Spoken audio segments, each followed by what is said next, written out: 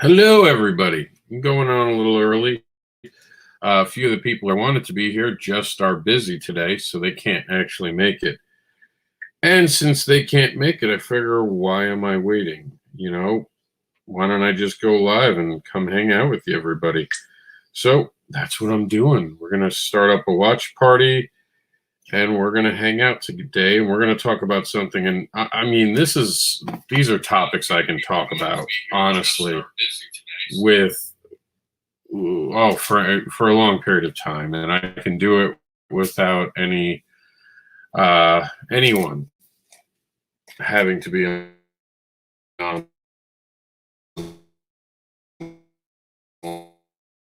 with me. I don't know if my camera, if I'm just seeing myself stuck. There we go. Being stuck. All right. I'm sure some of it's because I have a lot of stuff open, so why don't we get to some of that stuff and see if we can't make my StreamYard less frustrated with me. All right. I think StreamYard is having a bit of an issue right now, so eventually I'm sure it'll get there. Just give me 1 second. All right, let's see. All right, so here we go. We're going to start screen sharing. I'm going to start talking to you guys, and we'll start knocking things down. If someone shows up, cool. If not, cool. These are panels for educational value. I don't want to take you back. This is back to 2017, the inaugural year of what was IndiaAdvocates.com, but back then it was under WrittenSins.com. And so, as you guys can see, we used a Reaper for everything that we were doing back then. So basically, the reason I used a Reaper, for those who don't know, and I tell this story all the time, I was using a Reaper because it was Written Sins. So at the time, we were creators of Written Sins. And that was because at first I couldn't get Written Sins. Someone else had owned it for whatever reason. I never found out why, because they weren't using it. They were just kind of sitting on the name. And then eventually the name became available. And once it became available, we just became WrittenSins.com. Problem was, is everyone thought it was a horror site.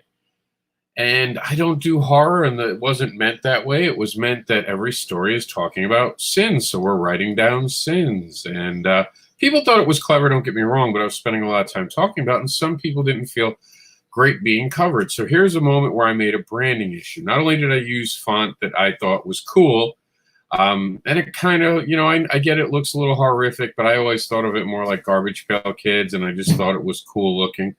And this was one of those things where early in your career, you do things to entertain yourself instead of entertaining the masses. And I think a lot of people make that mistake. And even finding your true audience voice and what attracts your audience won't always be the easiest thing in the world.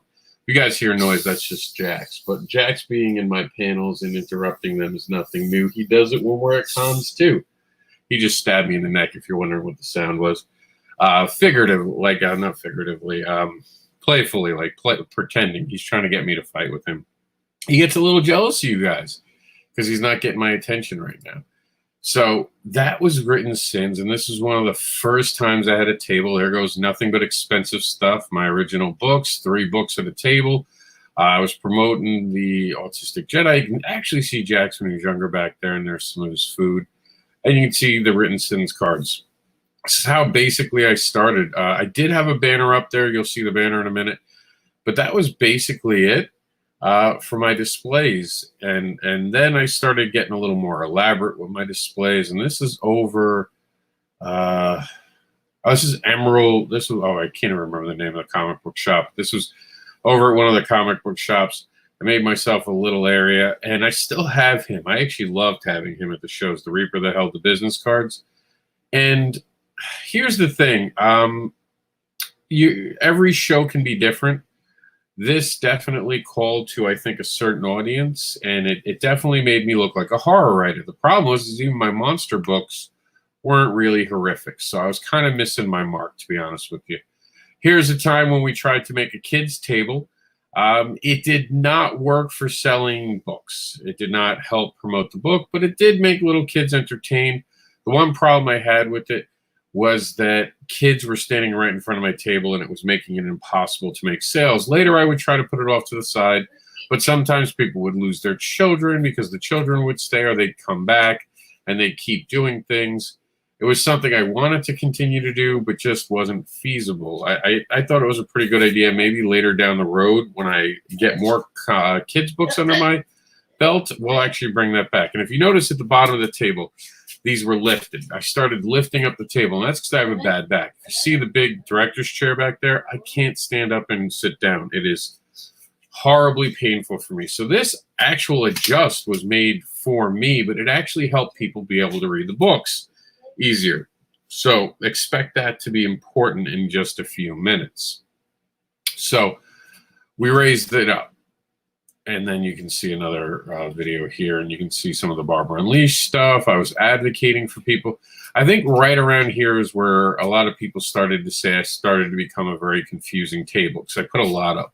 And this is just my ADHD. And you can see a beautiful cosplayer. She's actually not cosplaying anymore. She actually went into horror makeup. You can find her on Instagram. I have to look up her name. If I get a second, I'll do that. You can see what I set up. I actually did not take a picture of my table in this one. And this was actually a pretty clean setup right here from the look of it. But again, I don't make horror. And this is back when we were under the Sinful comics, which again, I think I was trying, well, it was my ex's company that she was trying to help me by running. And I don't know. It was a big mess. Let's just put it that way. I love the Reaper aspect. But again, I wasn't necessarily attracting the audience I wanted, and a lot of people thought I just created horror. So moving on, here's something a little bit later. You can see this is a more family-friendly show. That's why even the Fetish Babies cover was a lot more there, and you can see the original displays I had. Very simple displays, still just with 3 books. And over in a corner, nothing. This was not working. I'll be honest with you. This was not working. It just was not happening. And I don't know. I just could not get anyone to pay attention to what was going on with me.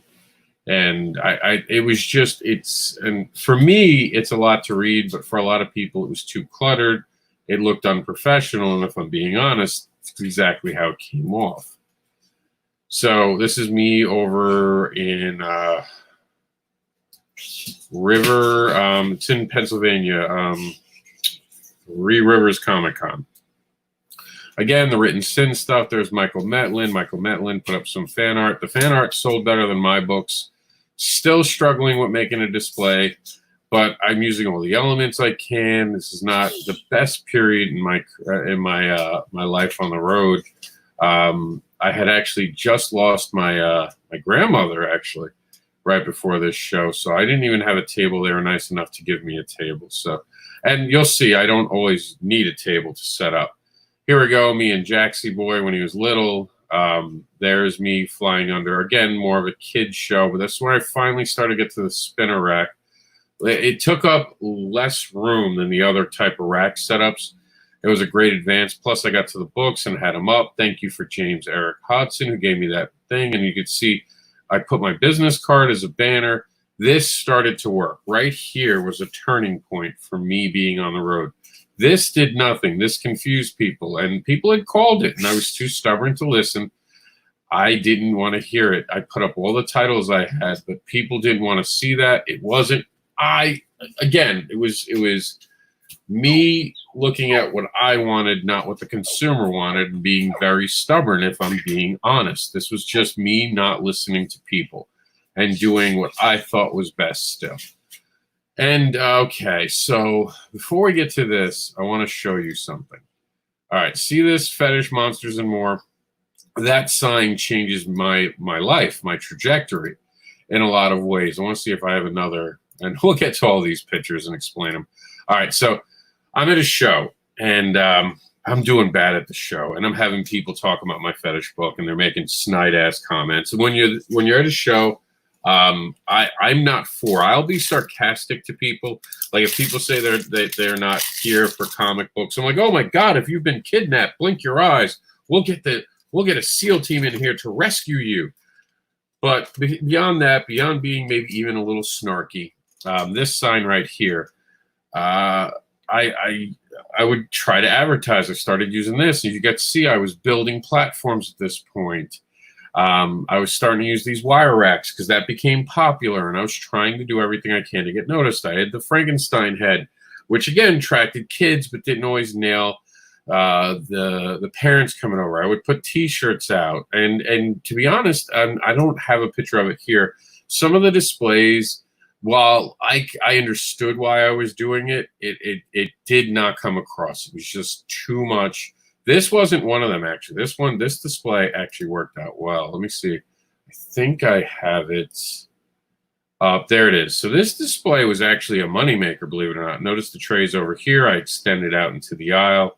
I did that because the person across from me had done the same thing. So here we go. The banners were working at this point. We had the Indie Advocates, which explained itself. This is the point where I no longer had to explain what Written Sins was because Indie Advocates people got it. They would actually ask for help. There was a win. But right here, that Fetish, Monsters, and More. I was at a show, like I said. It was a smaller sign, too. And it's somewhere in this. There it is, right here. It actually is. It said free hugs and spanks. And I can't remember the show. What show was it? I can't. It was a Virginia show, and I can't remember the name of it. But I was at the show, wasn't doing well, and they were just being nasty to me. So I was like, I want to do something to shine them on, just to piss the people off who were against the fetish book. I figured I had lost the show. I wasn't going to do good at this show. And at this point in my career, I'd started actually doing okay at certain shows, was able to make tables. So, and then I already had about 5 books out on the market at that point. So I was starting to finally feel like I was getting somewhere. So I make this sign, and I took it from Support Indie Comics is what it said. And I ripped it down, and I made it say instead, free hugs and spanks. And it was like a light bulb went off for people, and they started stopping. Nothing to this point. That the Satine Zilia art would get some people to stop when they noticed what it was in their conversations. This was a good one. That was a good one. This is when I started getting my strides. We got rid of the Sinful Comics and all that, but it was when we got the free hugs and spanks. Everything changed. The free hugs and spanks, especially when we put it up as a tower. Yeah, there you go. Free hugs and spanks. Fetish, Monsters, and More. This stops people in their tracks. And I found that out by trying to just protect myself from all of the kind of abuse I was getting, and I just wanted to do something. And you can actually see the sign right there. There it is, free hugs and spanks. And there it says free spanks and hugs. It's just how it fits on the sign. And so do I always say it in reverse. It's free spanks and hugs, but I always say free hugs and spanks. But this stops people. You can see this across the room. People come actually to see me about it. I can sit back at a show and outsell someone when I'm not even pitching to random people. I've gotten this. This is a display, and I did very well at this show. I didn't do much. To be honest with you, I didn't do much. I just sat back and let people come to me that identified with things, and I was happy to do that. And again, I was still building up a little bit too much. There was still a little too much noise because I was trying to get everything out there. And this is still the point where I was trying to do things, and I got a menu at a point, and I got that. When we get here, this is, I believe this was Ancient City. No, June 8th. Oh, this might have been, you know where this was? I know where this was. This was All-Star Comic-Con. The rug threw me off. So you see, again, extending out using trays whenever I can. There's the free hugs and spanks. Here's a whole bunch of my comic books. New rack. The rack is so much better. The rack gives me the opportunity to actually have people, and I just want to make sure we don't have anyone in the room. Okay. So this rack allows me to put out a lot of comics. I usually do 2 racks now, and I got rid of the spinner. just for that extra room. You see, I've gotten everything still lifted for the reader because the reader likes it. No one likes to bend. This helps people read, and some stuff. I really kind of, you see the skull. The skull we were selling, so it was around, some people had wanted the skulls originally, so I bought some extra ones, and I thought they'd sell, and they never did. That was just a missed opportunity. And it was probably because I wasn't putting price tags on them, because I actually did sell 2 of them, believe it or not. And I just took them from the Halloween thing. But again, it was just me trying to get people to stop to talk about it. But again, I don't have a lot of horror. So I'm still kind of attracting the wrong thing. I mean, I do have the Monsters book. And at this point, with the Fetish Monsters and More and Free Hugs and Spanks, it was working well. And I was just using these. I actually have to go find my tablecloths. I actually have like a good black and red one that's somewhere in the house. I started using these because Jax is messy. And I had bought so many of them, I just used them to wear them out. And then I'm going to switch on. Because this year, we're kind of retiring the Monsters. And the Monsters is going to get... We were supposed to be redoing the Monsters now. And kind of took a back seat to that as we're working on the unusuals in the background. So I'm going to definitely head more towards a different way. And you guys are going to see some changes as we're going. And the playing the game was a really cool thing. I gave away some monster books. When it got slow and people weren't talking to us, I put out this sign. And all they had to do was listen to some pitches. And it did get people to slow down and talk. So I might just put, do you want to play a 60-second game? And if they go through the 60-second, and just tell them that they might win something. I don't know. I'll play with it. This is all just playing around at this point, trying to feel out what we could and couldn't accomplish with this game. And it worked well. Problem is you have to give something away for free, and that could get costly to your bottom line. For me, the monster books, because I know we're redoing them, we're in a huge loss, and I already had half of them destroyed in a hurricane.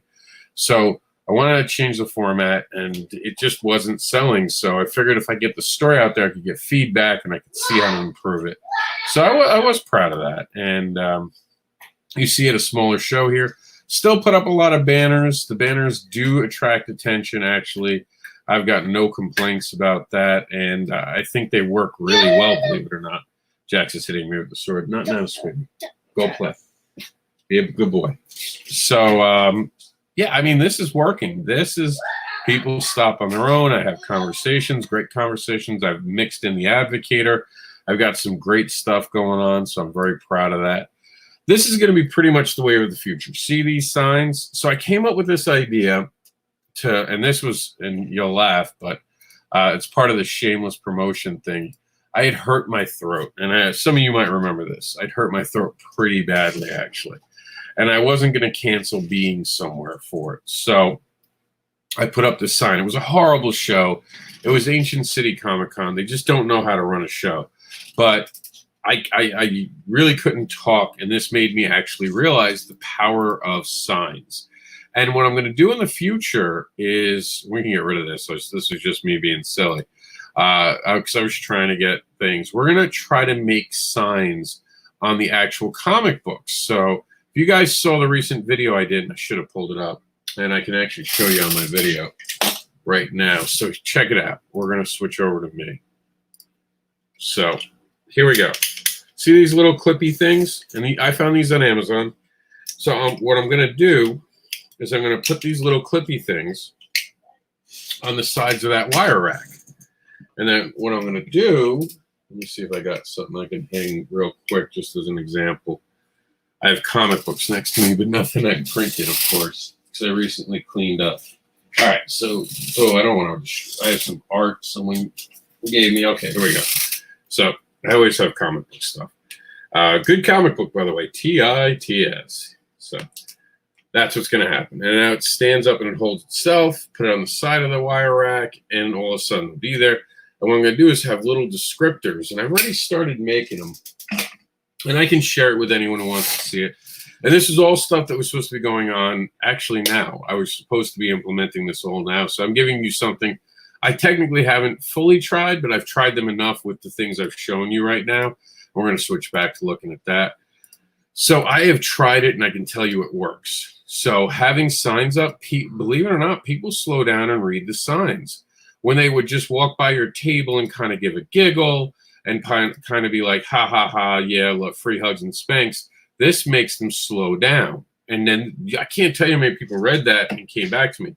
Despite being a horrible show where I could barely talk, and I honestly mean barely talk, I have been yelled at by so many people for not going to the hospital, even to the point where I finally had spoken to a medical professional, and they had said that I'd waited too long, and I was either going to heal on my own or need something more help. But it was beyond the emergency period. That's how stupid I was, and I had a show to go to. And for those who don't know the story, I was eating Cheerios right before a show, and I eat Cheerios out of a cup. Anyone who's seen me at a show can do that. And at the bottom of the Cheerios bag, there's all that Cheerios dust. So as I'm watching a video, getting ready for a live show, so I'll usually eat the Cheerios watching a video, sometimes anything, random video. It doesn't matter what video it was. I can't even tell you. I'm doing that. All of a sudden, I don't know how, it got in my nose, the dust, and I went to sneeze. And as I was sneezing, I was eating the Cheerios. So I didn't want the Cheerios to go out of my mouth. So I went like this to cover my Cheerios, and I coughed all of a sudden. I didn't know. I still, to this date, don't know how it was possible. I sneezed and coughed at the same time and felt all the air expand in my throat. Oh my goodness. I was terrified. I'll be honest with you. I was terrified that I had just hurt myself seriously, and I was going to wind up in an emergency room. But I had a show the next day. And not only did I have a show, but I told someone I was going to room with them, and I was going to go up with them, and I was driving. So you guys can imagine, I wound up continue doing the show. Probably not the smartest idea, but this taught me the power of signs. So when I experimented this year, at the very beginning of the year, when we did still have the Comic-Cons going on, it was working. I just want them to be more professional, more polished. I'm going to be using probably a laminate for it. And that's one of the things I want to stress to you guys. Be as professional as humanly possible. Do what you can. I've wasted too much money on displays. What I would suggest is once you have an idea, and this is honest truth, when you have an idea, take the idea, write it down. Give it a day. Don't order anything. Don't respond to it. The next day, take the idea out and go, how can I improve this? What would be the next step? Because as you've seen, a lot of the stuff I used earlier in my career, I was only thinking about the moment I was at, not the moment I would be to or one day achieve. So that was a big mistake I made. I should have looked at it as a further, let me move this out of here so you guys, I don't want you guys seeing what's behind the sauce. Do you want to see like this rack right here? That's what I should have gotten on day one. These racks. Now, the wire racks, I'll be honest with you guys, I have gotten rid of the wire racks at this point. We are no longer using these cubes. And that's just because for me, I have enough comics to fit the 2 wire racks. There's Joel. Actually, Joel was with me at that show. He was my neighbor. Still at Raleigh. And I'll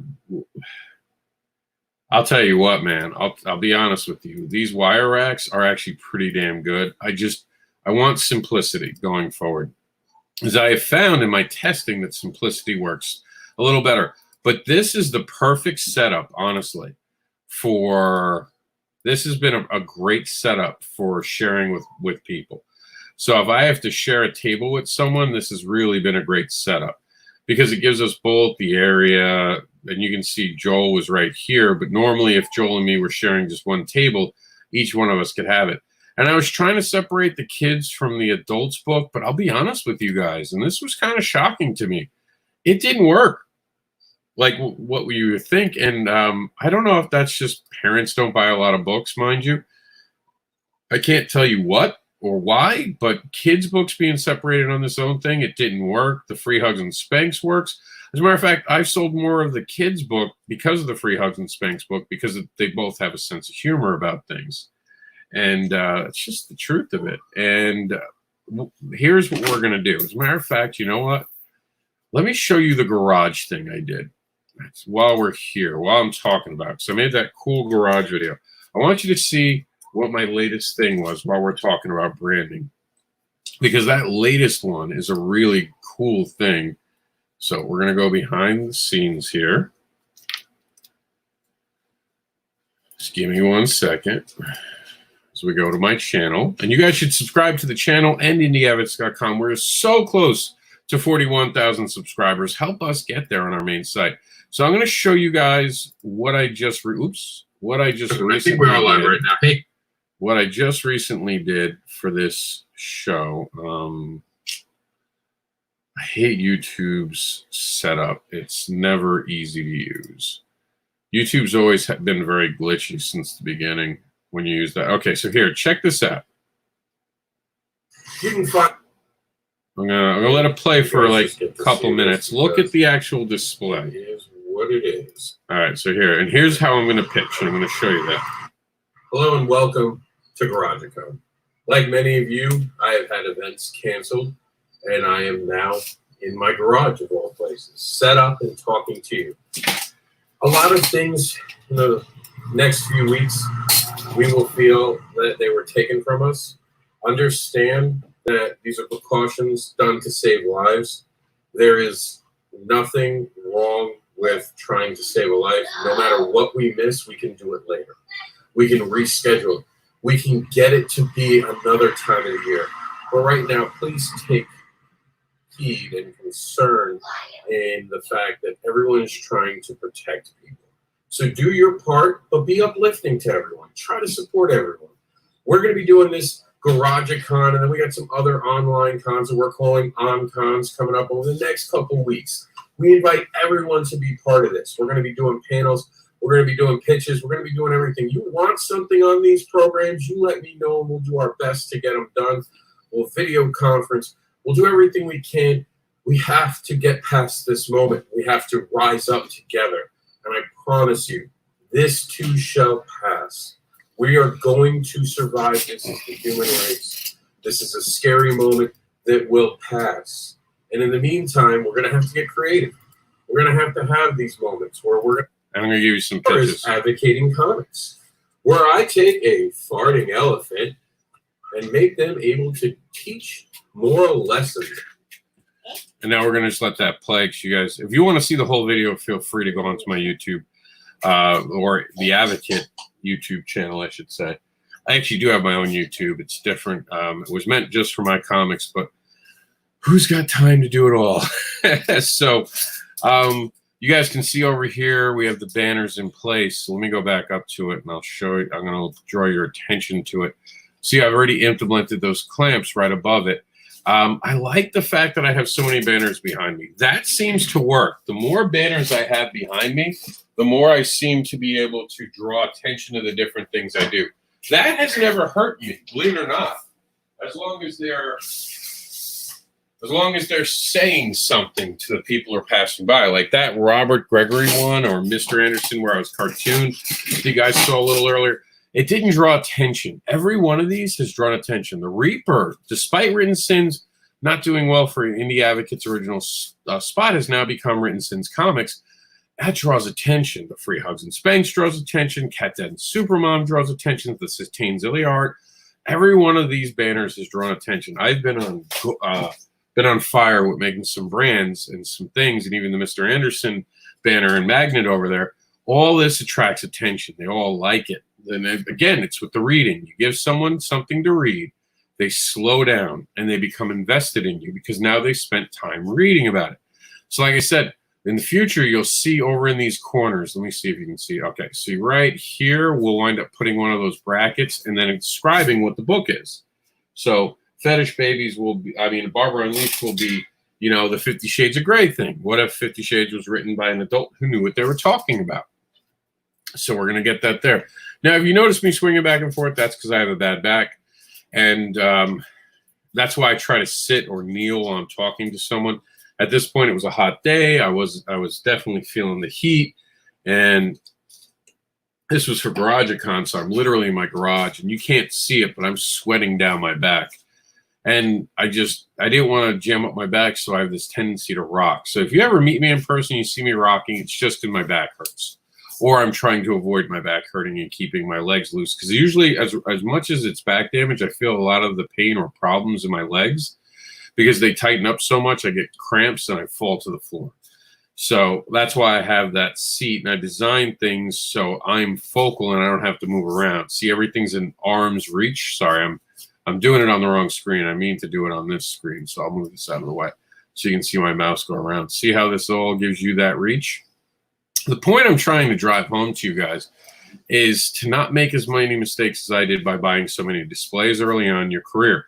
Think about where your career is going and invest in where you're going to be. If you're planning to do multiple titles, multiple books, be smart about it. Get ahead of it. Do not buy, oh my goodness, I cannot stress this again. Do not buy t-shirts until you're at a point where you have a giant fan base. Like now I can do the free hugs and spanks signs as t-shirts. So right now people are happy to do that, to buy that t-shirt from me. But when you're first starting out, no one's going to care who you are. No one's in it. I'm not trying to be mean. I'm telling you the truth. Unless you have a brand. The one person I know the exception to the rule was, and again, this just goes back to me not having the free hugs and spanks as well. Credit to Richard Rivera, one of the best marketing campaigns ever, and I'll show you what it is right now. We'll go over to Richard's Stabity Bunny.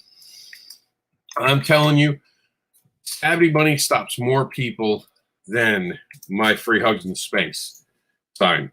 Like for anyone who's ever been at my table and thinks mine stops a lot of people and gets people to stop and have conversations, that right there, that logo is gold. That is a brand right there. That stops them in their tracks, ladies and gentlemen. So that made me kind of lean towards, once I found the free hugs and spanks, and then you guys saw the oval design I gave it. And I sometimes get a little bit of flack for the way I design things, because they are designed very much in a vein of what I like. But anyone who's been at my table realizes that this stops people. Now that I've gotten this rhythm and I understand how to make things flow, this banner stops a lot of people. That banner stops a lot of people. That does. I'm always going to have ADHD, and I'm always going to have a lot to say. I try to fill a banner. I'm not a person who just wants to put one image on a banner. I'm not trying to say anything bad. I know there's someone right next to me who had it. Just for me, the way my mind runs, of course, I don't necessarily like it. And if you're wondering how do I get that up so high, it's actually a CD rack, believe it or not, that I took all the CD spinner stuff off of. I'm trying to see if you can actually see it in this picture. And again, just doing what I got to do in the middle of the mall, just setting up. Those are all totes and a hand truck. That's how I roll. I can set up anywhere, guys. You give me a spot and I'll take care of it. There's an old fixture I got from Amazon. When we were doing t-shirts, I thought we'd be great if we had a fixture to sell them. Luckily, it came in damaged, so believe it or not, I never paid for that. So it actually became free. We were going to try it. But when they sent it, it was rusty. And they didn't want to send another one back because they're heavy. They said, just keep it. We don't care. Which I was like, say, what? The thing was like $80 now in my garage. And you guys can see that I can extend my comics rack thanks to that pretty high up. More? No more, baby. You had 3 out. This kid wants more lollipops right now. Look at it. Look at the begging I got. Look at the begging I got going on right now. Look at him being sweet. He's saying, please, daddy. How do you say no to please, daddy? Look at that face. Can you guys see that face? Let me see if we can give you the. Let me show you the face I'm getting. Oh, you can't see it. It's lovely. There it is. Look at those little eyes. All right. So, again, when it comes to branding, and if you notice, yes, I have handcuffs up there. And believe it or not, the handcuffs actually do stop people. Sometimes the skulls have stopped people less and less as we moved away from the obviousness of the monster stuff. Doesn't mean that for Halloween I won't lean back in on the skull. The good thing about all the stuff I've acquired is that there will always be an advantage to it, and I'll be able to continue doing what I've done in the past and just use what I've collected for future things. Sorry, I had to get more bribe material so we can get through this panel. I'm being held hostage by a 5-year-old. Come here, dude. Come here, Jax. So, yeah, I mean, you see the shirts out there, the Jax shirt. And I'll be honest, because it's what we do on these panels, Jax shirts weren't a huge hit. But the free hugs and spanks, I sell a shirt every show I go to. Even my bad shows, I'll sell a shirt. I actually have to make new shirts.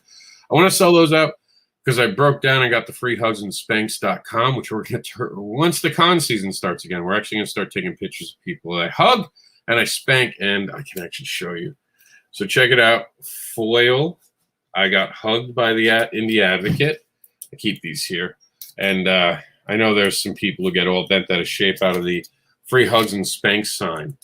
For them, I've created the I got spanked by the Indie Devil. And I'm going to change that now that I've also taken on the moniker of the Underground Devil. But for now, we'll use the Indie Devil. Got 50 of them. I'm pretty sure I'll get through it pretty quickly. I'm going to give those away for free.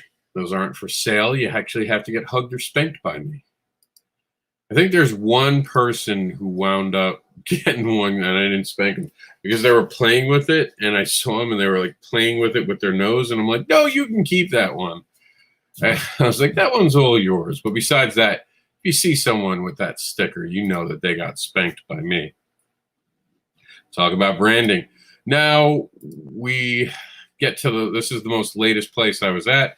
Out in the middle of a mall, took advantage of all four corners, advertised everything I could. Very successful layout. It was a very slow show.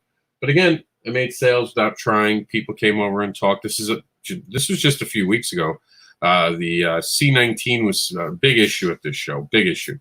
So, yeah, and if anyone wants to come on live, I'm running my mouth here, and I'm not even being polite. If you guys want to come on, ask questions, feel free. You want to just come give advice. If you're a fellow creator, please, by all means, jump on with me. I'm going to put it in all of our chat rooms right now, so you guys are free to come on.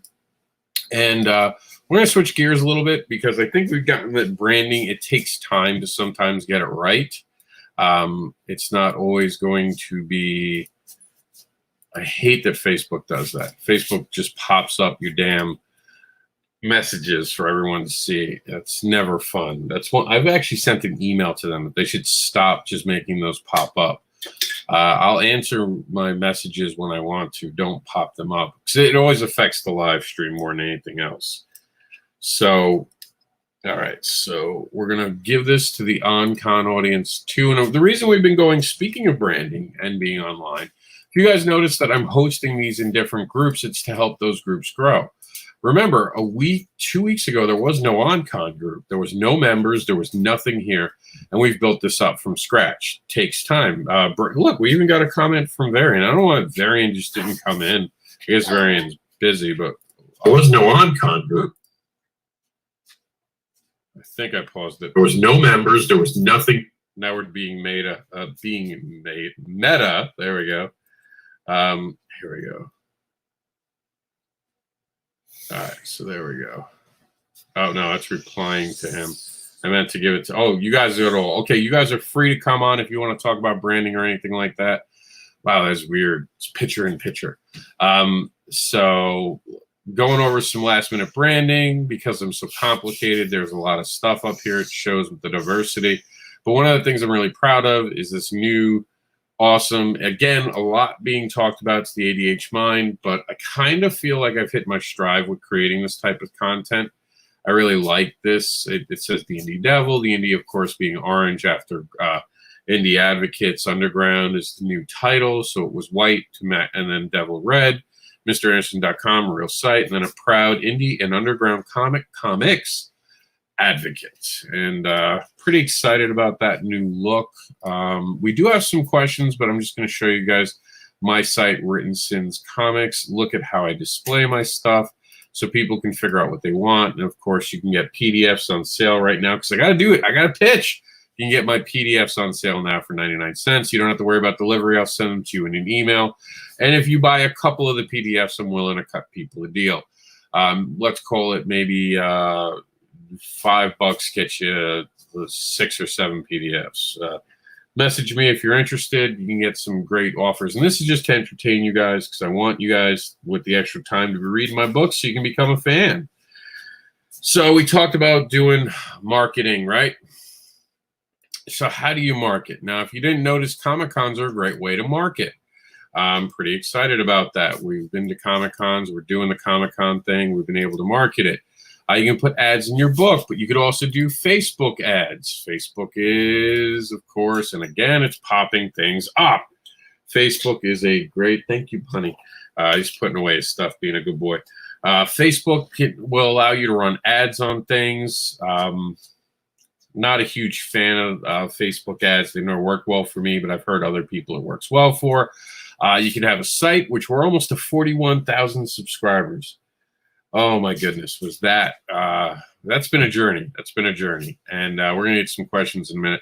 You can have a YouTube channel, you can do these live events. Those are great ways to market yourself.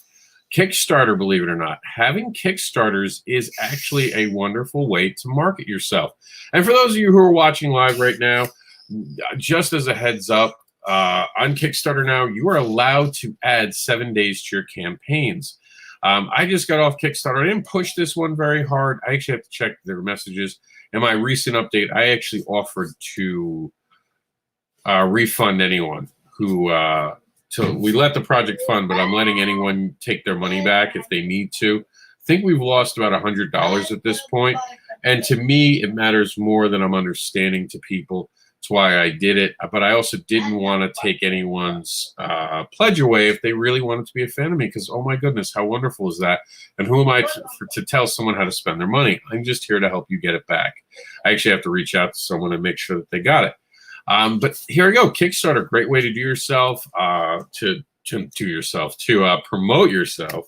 Of course, there is the monster known as Twitter.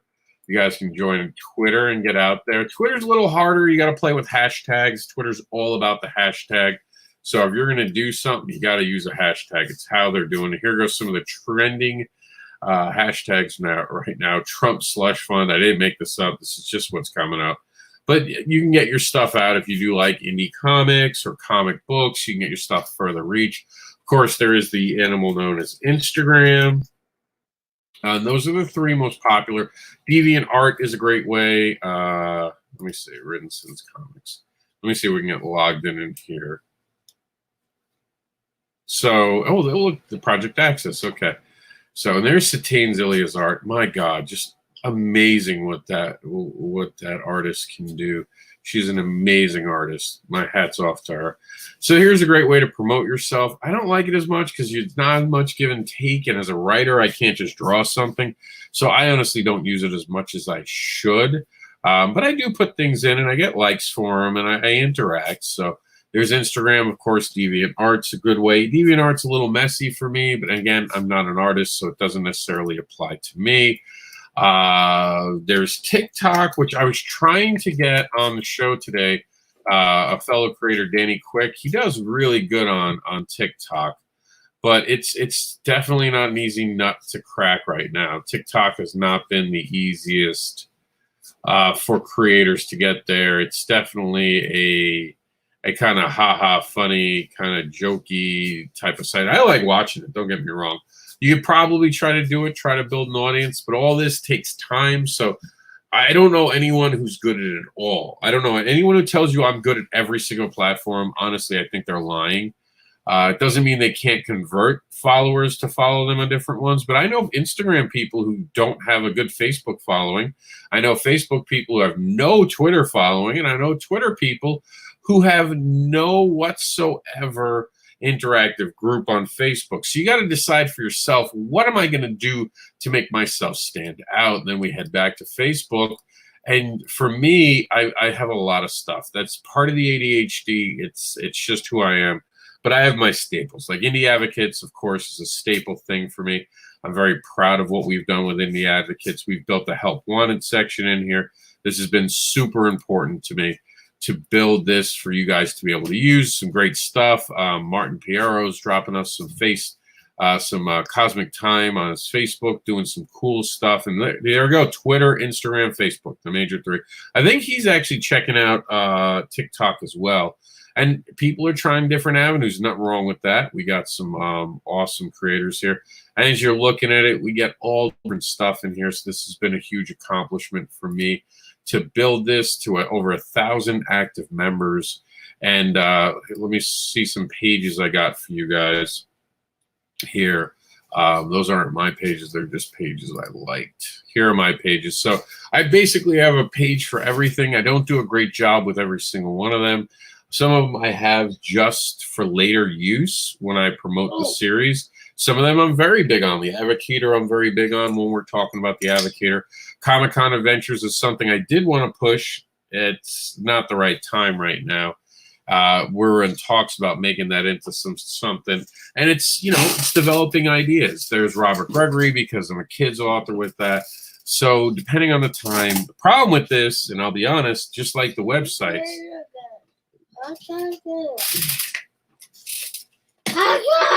No more candy. Jax wants more candy. No. No. Go get milk. Said 2-minute lollipops. When you have too many sites, it thins your broadband. You can't do as much. This is way too much for a normal person and way too much for me. I'm not great at everything here. The Comic Initiative, of course, will become where the Hall of Fame is and have a lot to do with the awards ceremony every year. So that's going to have its own thing. Jackson, Cat Dead, and Supermom is super awesome. Some of these will be migrated into each other. Barbara Unleashed and Fetish Babies. I'm trying to get them to migrate the two. Oh, again, pops right up. These two are going to be migrated. So I'm going to be doing some migrating in the next few weeks. So I want to keep everything. The problem with migrating is sometimes you lose stuff. So I wanted to transfer everything over before I lost anything. Sure. And for those who don't know what's going on, I'm being harassed by a 5-year-old right now. But having too many sites, that can hurt you. It can help you. It all depends on when you're using it, how you're using it, and if you're keeping your audience engaged, because the name of the game is keeping the audience engaged. So when I went to Written Sins Comics recently, I had realized I had not been here in a long time. I had gotten complacent, and I had allowed Kickstarter to be what I used to promote myself with all my books. So now I'm at the point where I had to redo it, and I had to look at it. And sometimes we forget. We forget to look back and see where we're at. Sorry. I had a Go-Gurt stop. So we don't follow up on ourselves. We have to do that. We have to look at our sites. So set yourself a monthly reminder to go to your site, make sure your site. So we're constantly updating ourselves because we want to do that. Because that's part of marketing, is keeping your stuff current, showing people you care about it. Lapses in that can hurt you. Even if you're on Kickstarter, remember, all the rest is just excuses you're making for not following through on what you should be doing. I know it's a lot to say, and I fall behind. I'm being honest. I'm not perfect. You guys are hearing me talk about all the mistakes I've made today. So obviously, I'm not saying this as someone who's trying to be above you. I'm just being honest. That's it. You got to raise yourself up. I've been talking about it all year. Since this year, I become more and more professional. And I'm trying to do that the best I can. And, that's part of marketing, is it coming across professional. All right. So we're talking about market. We talked about branding. We talked about social media presence. We are currently at 48 minutes. Let's do some comments and see where we're at. Brian K. Moore says he can't come in because his Fez is in another room. But Variant's Fez apparently is on top of his head because he's able to come in. What's going on, Variant? Yeah, my camera isn't plugged up, but yeah, I do have my hat on though. It's just a mess behind me right now.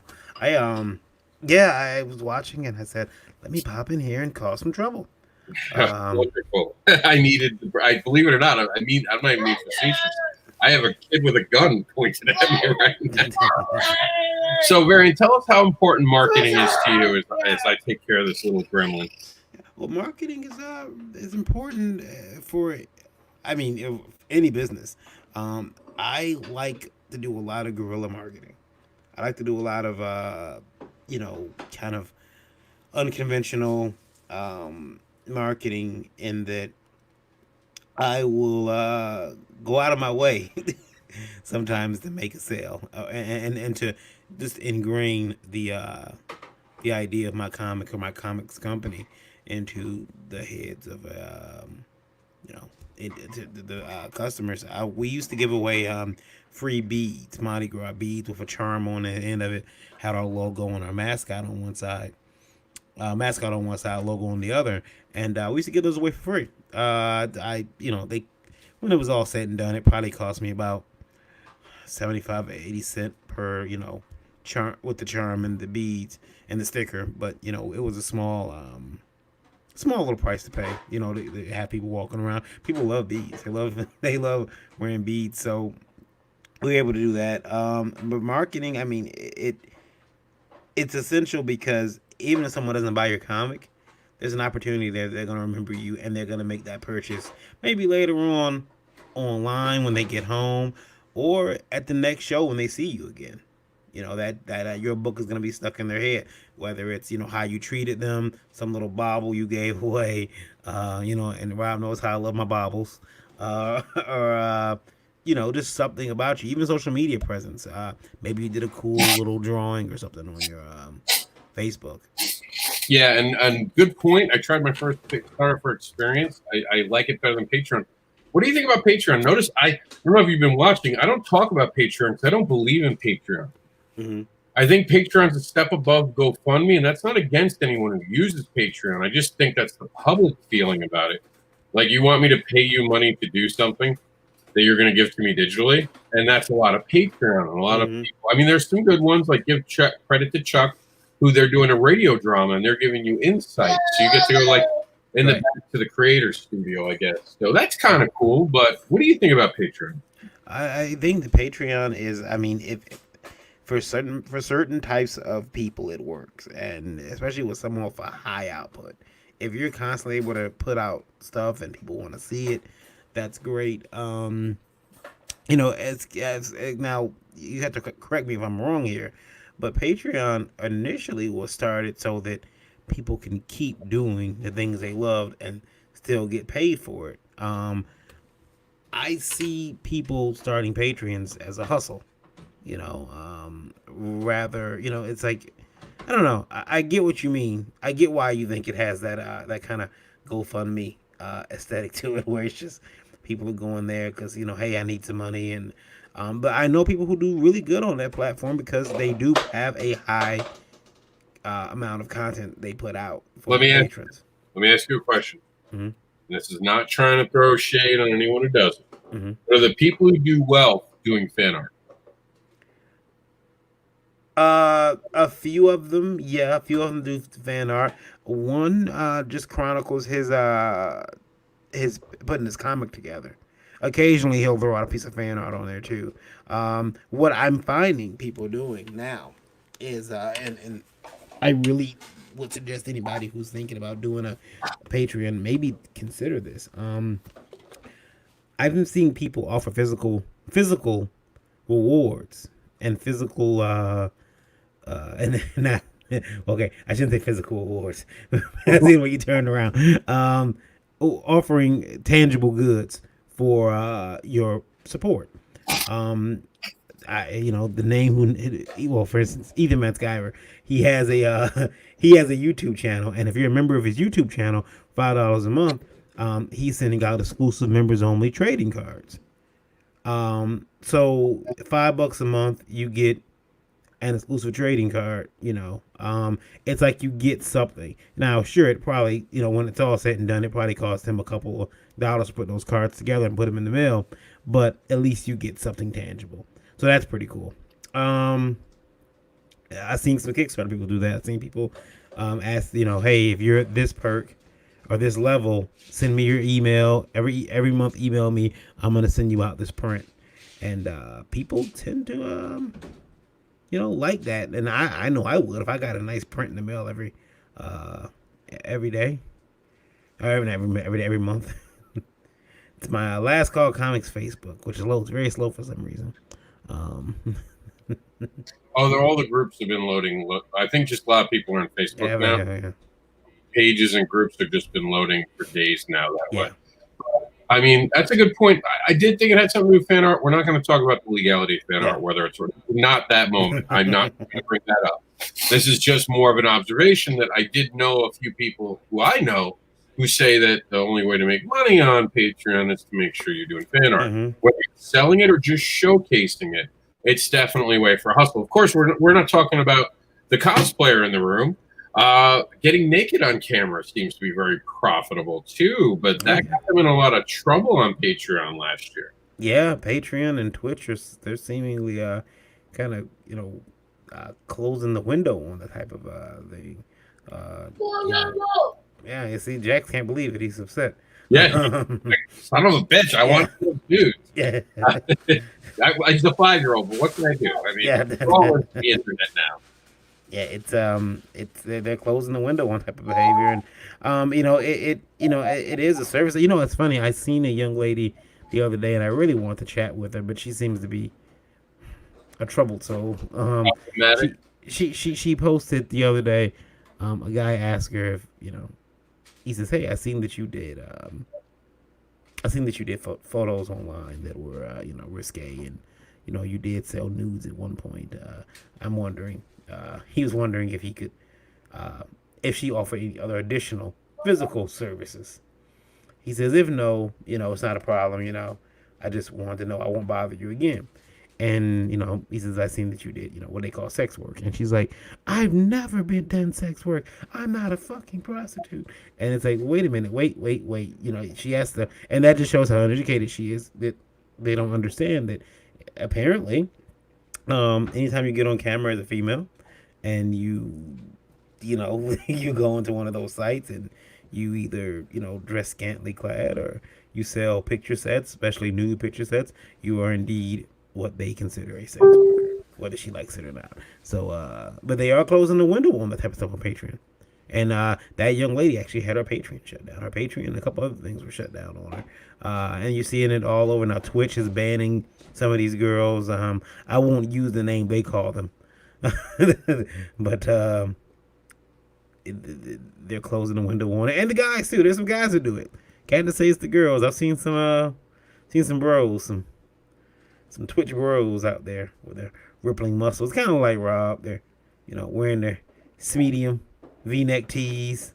Yeah, No, they'll pay me to put clothes on, not take them off. So don't get it twisted. I get requests all the time. Can you put a shirt on? Getting around aside, though, I do want to touch on now that the variants brought us into the gutter, and we have to put up the TVMA. No, seriously, I've been told by males that I'm not allowed to wear tank tops, and I noticed that I do get less sales when I'm wearing a tank top at a show. So men being in any way sexualized is not good in our culture, because I was told I was sexualizing myself. Ironically, I'll be honest, I was probably hit on more when I had a tank top on, and that might have been why, because guys didn't want to talk to a guy who I guess looks in shape. Is that a thing in the comic book field? I never looked at anyone that way. When I see someone in good shape, I'm like, that dude's in good shape. I'm surprised. Yeah, I took a picture next to a Aquaman cosplayer, and I gotta tell you, man, I never felt so fat in my life after I looked at the photos. Like, while I'm taking the picture, I thought, oh, this is cool. Me and this guy are comparable. No, there was no comparable. I should be on Weight Watchers with a bra, because this guy was an Adonis. He was a specimen, and I had no business standing next to him. But yeah, I mean, I don't know if I personally, I don't care, but I imagine there might be some guy out there who's a little intimidated too.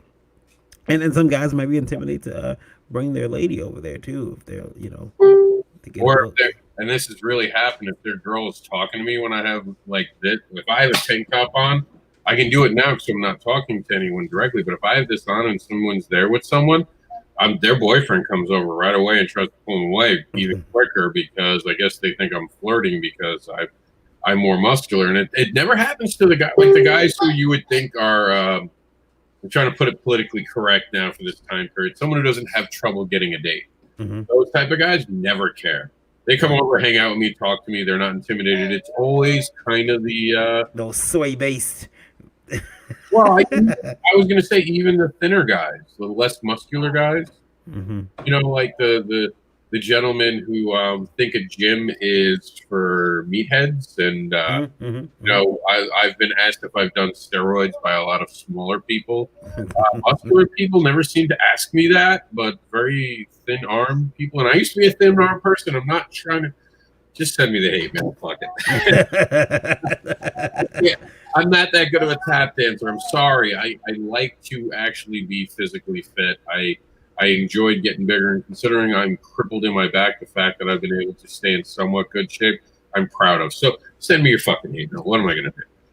I don't like that guy talking to my girlfriend. I gotta really stop him. Hold on, he's invading my.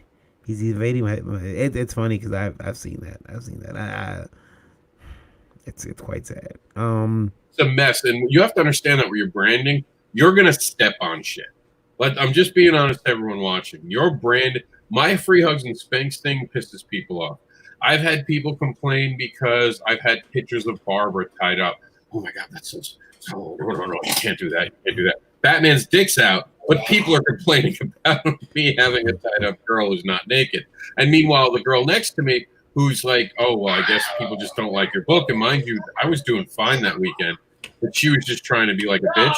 The next day comes in and pushes her boobs so together that they're hitting her chin. Mm-hmm. So that's okay, but you're going to take shots at me. And I think that she actually came in that way because she saw that my books did just fine. And she was the one not doing so well. Yeah. And of course, she was selling fan art. So there was that. I had a gentleman complain once that Lola was wearing fishnets. Oh no! And he actually says he got mad and he went to the management and told him she's over there wearing a mini skirt and fishnets. It's like, and it's like, but they didn't like that. They didn't like that. So it was you know, you got to be careful what you wear, man. I mean, and men too. To hear men are getting it. Although I think I'm gonna wear a pair of Daisy Dukes to my next show. Whenever we have Comic Cons coming back, I'm gonna wear myself some hot pants. See, there's a joke there about you just telling people that you're transitioning, but I'm not going to make the joke. That I understand that joke is probably bad. Yeah. That's. I'm not going to go there. I'm walking away from it, and we're going to go back to the last topic before we hit some more questions. The last topic really comes down to your social media presence. Now, you have gotten in trouble for having just people who identify as Comicsgate on your program. You've had trouble because you had people who admitted to voting for Trump, and you have had trouble with just having a platform that believes in this awkward thing, and these old men created it way back after this Revolutionary War called freedom of speech. Mm-hmm. What do you say? I mean, like, we're going through the coronavirus, and this is the first time I think that this generation's really facing some real shit.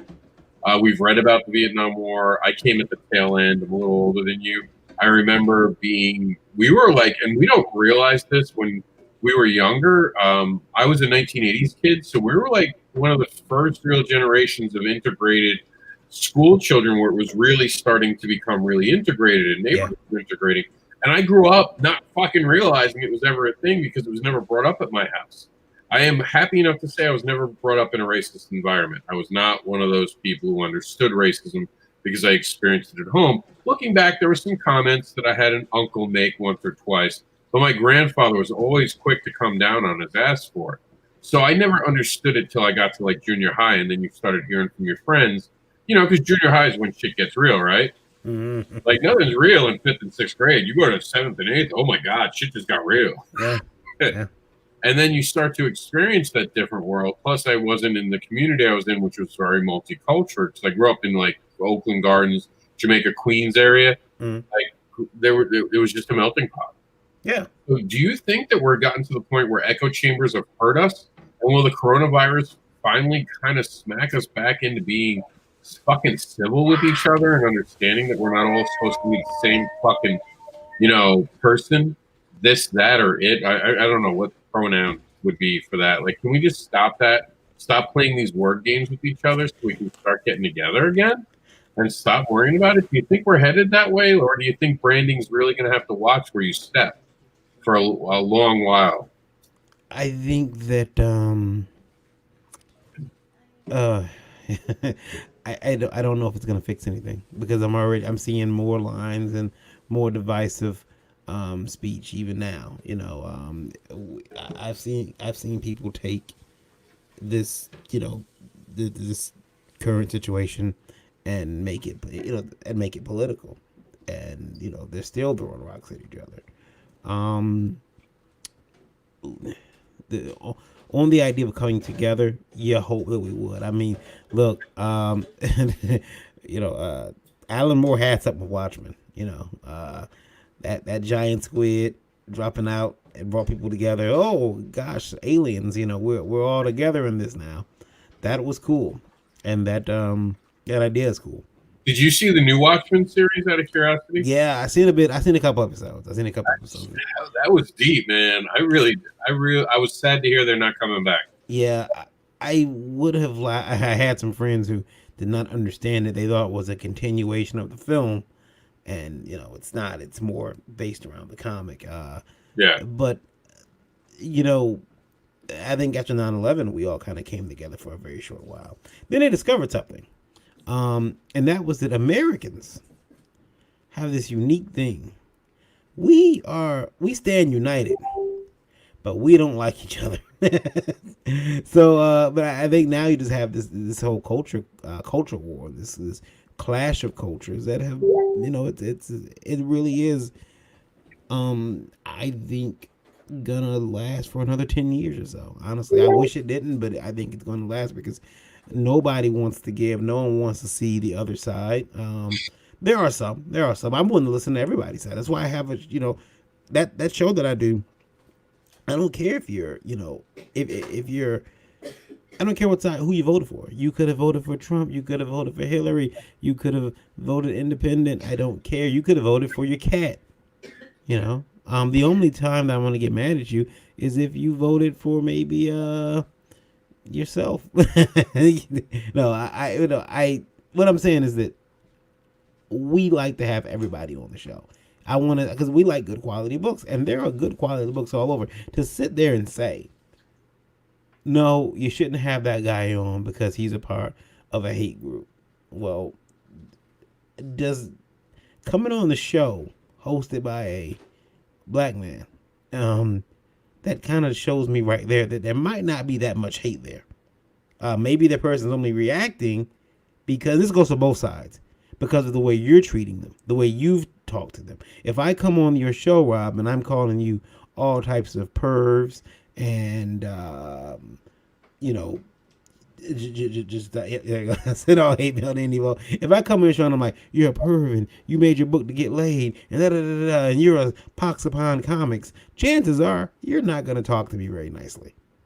Well, what do you mean? I do that when I come to your show. I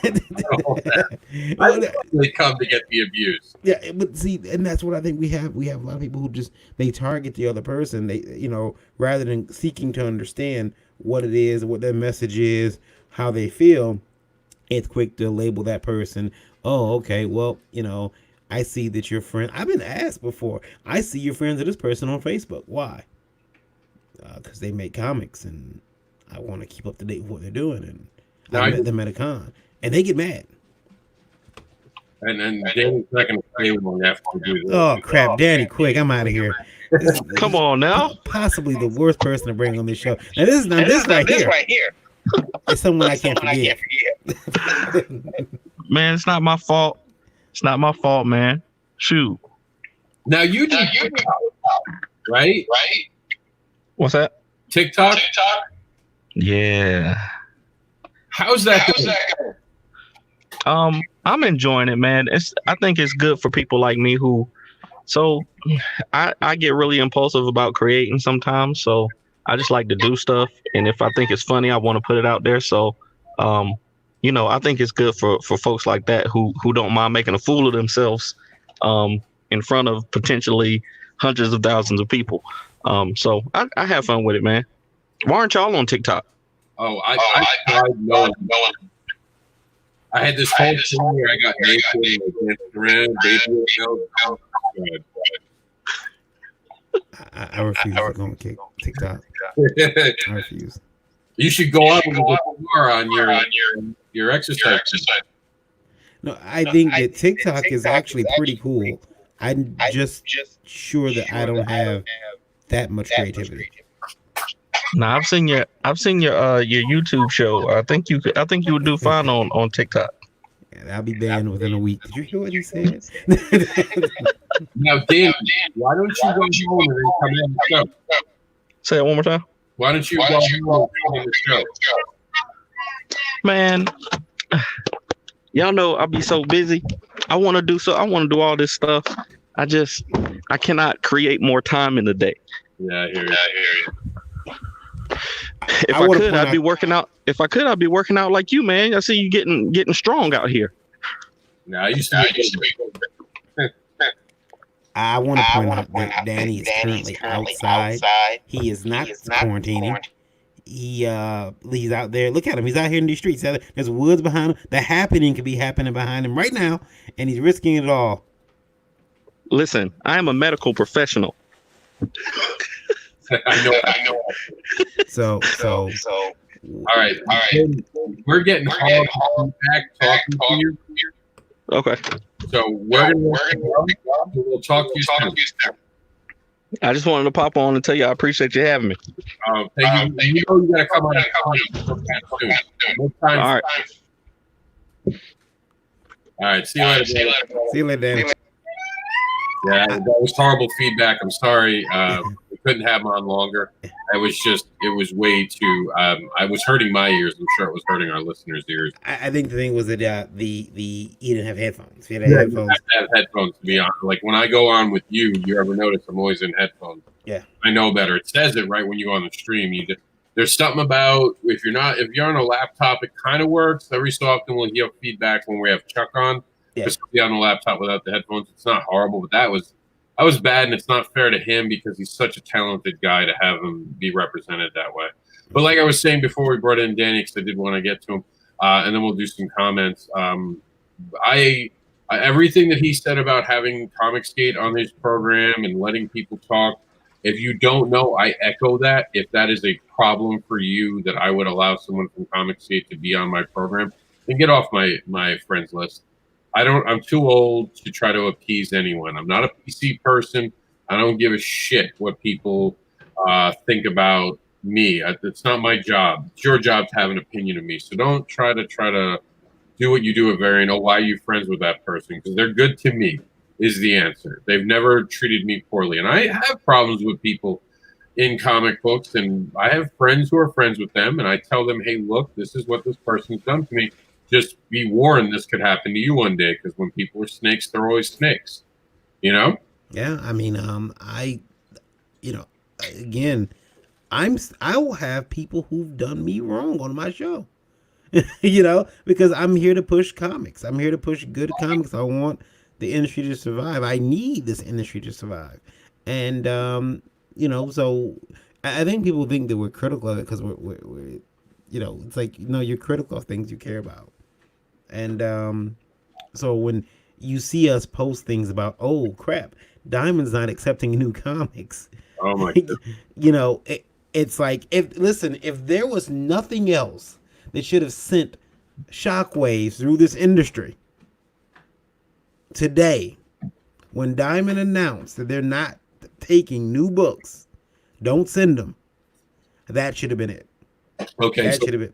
So tomorrow on your show, we're going to talk about Diamond, and we're going to talk about that other topic. Yeah, we may even talk about it tonight. Oh my goodness, tag me in, because you know how I feel about anyone talking about their pens going down right now. Yeah. But this is our panel, so I do want to stay a little bit on topic. Right. We're doing a whole series this week with me and Varian. We're going to try to simulcast, actually, at points to bring in the biggest audience we can. Mm-hmm. I might just go on your show and do a watch party. I think that'd work better. Yeah, you could do that, and we're talking about it. There's a few little tricks we could try. Now, there's also, and I want to talk about this because we're talking about it now, when it comes to promotion, I work with a lot of different groups, and I work with Indie Vault. We're actually talking about doing a radio program for you guys, exclusively for you. I don't understand why more creators and online personalities are so afraid to work with other people and network with them. Part of this is networking today. That's networking things that we're interacting and working together. Brian K. Morris is good at it. You're amazing at it. Randy's good at it. Why do you think people are so intimidated to share space? And I'm going to mute myself because Jackson's going crazy. I think that there's a couple reasons why. One of the biggest reasons why people are kind of kind of ashamed or reluctant to network is because, again, in this day and age, you are judged by the company you keep unfairly sometimes. So again, if because I've made my airways available to everybody, I get people from both sides sometimes who message me and say, "Hey, why did you let that a-hole on your show?" And then I get people, who they don't care about it, and I mean from both sides. Now there are a few people who won't go on my show. I mean, chances are, if you've blocked me or my company on Twitter, purposely, not because of blockchain, but purposely, then yeah, I'm not letting you on the show. There's nothing we need to talk about. You've blocked me. You're not concerned about hearing what we have to talk about or having that type of discussion. But the other thing that I want to say in regards to people being afraid or reluctant to share a network is that a con, I know of a con that, and I'm pretty sure there's a bunch that are doing it. So this is not a dig on this one con. There is a show that I went to that recently put a rule in their contracts that you are not allowed to share table space. So Rob, you could set up a table and you could say, "Hey, I'm gonna have Varian at my table Saturday. He won't be here Friday, but he'll be there Saturday." And then I could say, "Oh, and I'm gonna go sit over at Randy's table on Sunday." They don't like that. They won't. If they find out that you're doing it, they will put you out the show. I understand why. They want to make as much money as they can. They'd rather me buy a table, but at the same time, I mean, the risk for you getting kicked out the show is great. I wouldn't want it to happen. I wouldn't want you to get kicked out the show because I'm sitting at your table only on Saturday. So they're training us in a way to, not share and not network. I seen another person throw kind of like a mini convention inside of a convention. and so that'll never happen again because the promoter of that show was super pissed about that. He did not like that. They actually threw a convention within his show, and that was done by organizing where everybody was going to sit. And when he found out about it, he vowed, because I know people who work for that show. He vowed never again. They'll never all sit together again. Because I mean, they when I say they did a show, he did a show. And then, but let me ask you a question. Isn't that what cosplayers do? Isn't that exactly what cosplayers are doing? To a point, yeah, to a point. But I mean, this was flyers. And don't get me wrong. Do I have any problem with what they did? Absolutely not. I think what they did was it was kind of ingenious because they were saying, "Hey, here's where we're all sitting. Come over to our table. Come over to our section, and buy our books." No different than what we would do maybe if we had a indie island and we decided everyone get in row I, because we're gonna take row I over and we're gonna all be these indie creators who network, and we're gonna put flyers out and we're gonna do like a scavenger hunt. If you go to maybe everyone does a trading card, you put the trading cards together. It makes a bigger print of everyone's character, something like that. And you do that, and you do that type of marketing, which is, we talked about that earlier.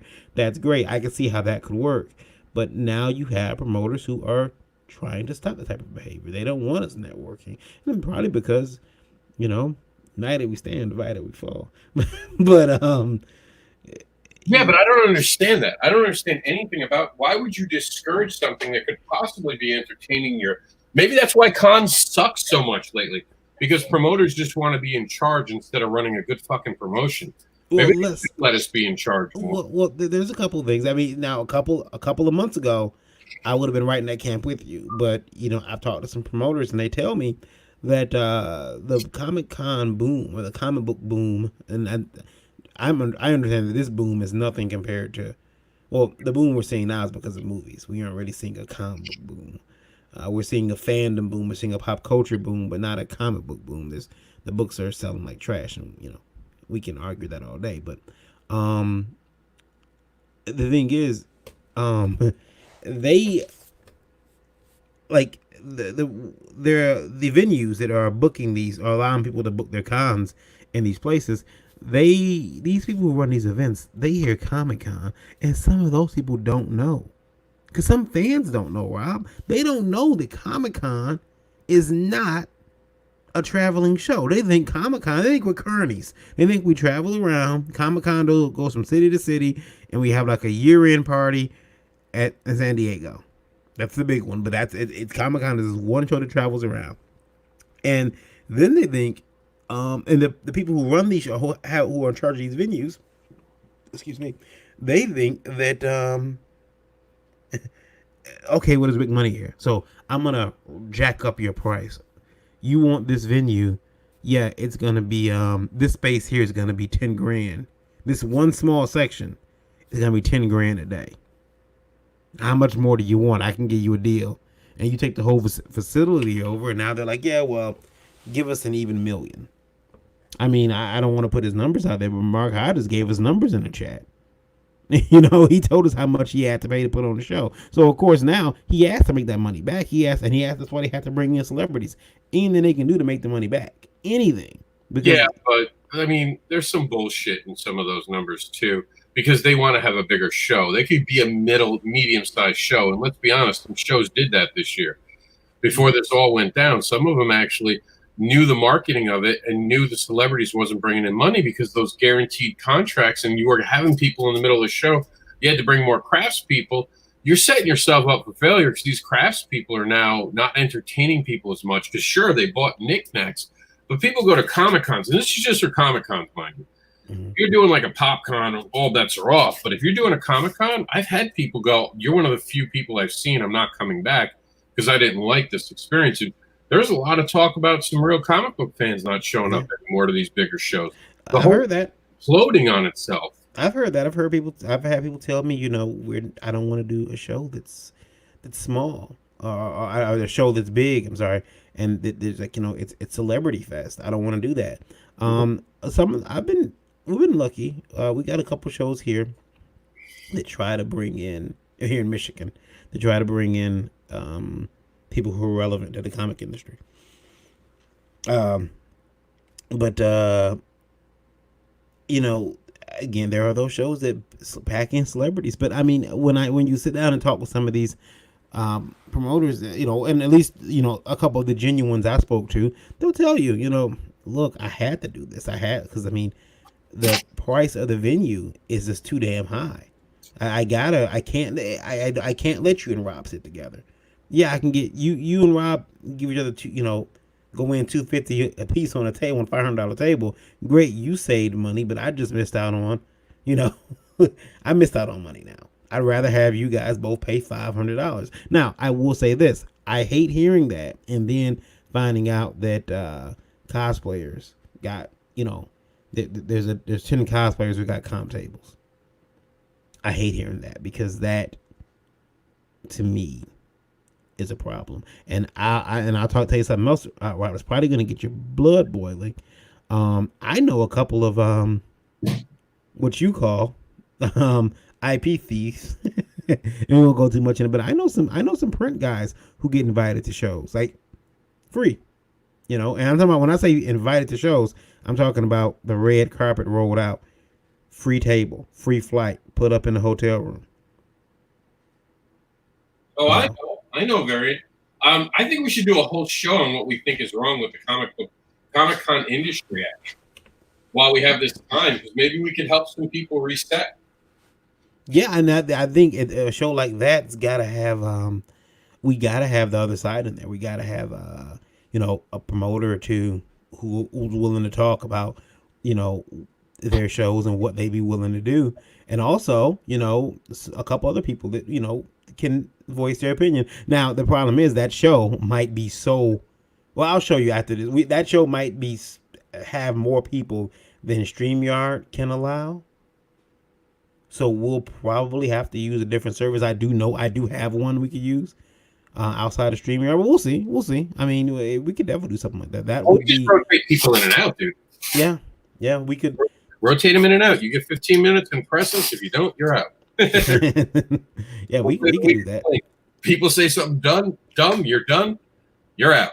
Yeah, I'd like to do that. I'd like to talk to people and see if we can't try to reach some common ground here because, I mean, look, I'm hearing people charging $375 for a digital artist alley space to some of these digital cons. Yeah, And I've seen it, and no one's gonna make. Let me put it out there right now, and I'm sure this is gonna piss some people off. They're charging you digital space. They're fucking you.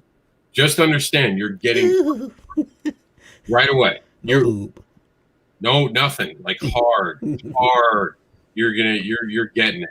Because first off, as someone who has done this for over 4 years with the Global Digital Comic Con, I can tell you anyone who's saying that they just built up a website in 2 weeks or even a month, they're lying to you. They're not going to have the draw they expect. Now, that's not to say that online auctions don't work and that there's not money to be made, but they're just cash grabbing you guys.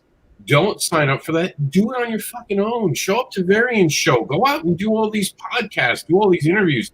You have time. Stop looking for the easy solution. That's what this whole program is about today, about marketing and learning to network and talking to people. All these people coming out of the woodwork, some of them can make money. Don't get me wrong. They'll show up. They'll put up comic books. They'll make great money. Then you're going to pay for a digital space thinking you're going to make money, and you're not. You're not going to make the money. It's not going to happen. There's no miracle cure here, guys. It's hard work. Yeah, I created something out of nothing, and you've created something out of nothing. We understand what it takes. So when we hear about these people charging for this, you must agree with me. You know this is a scam. I think that these digital shows that are asking you to pay because I don't care how many celebrities you pull in. Look,